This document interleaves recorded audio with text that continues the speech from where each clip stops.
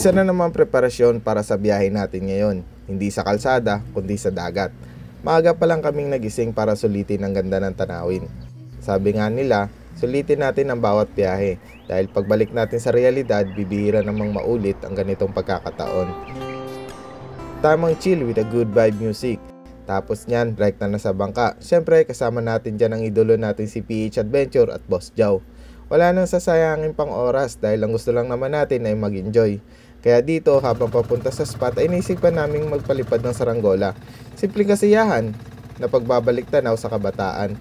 Nakakamiss yung tawanan, asaran, biruan na nagiging memorya na lang sa bawat isa.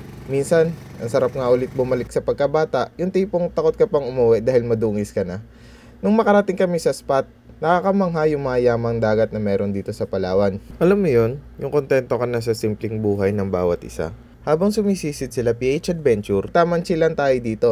Habang nangangawil upang kahit papano ay meron din tayong huli. Tamban nga pala ang tawag nila dito. Masarap sa kinilaw, prito at paksiw. Na talagang nanonood sa sarap dahil sa fresh na fresh at bagong huli.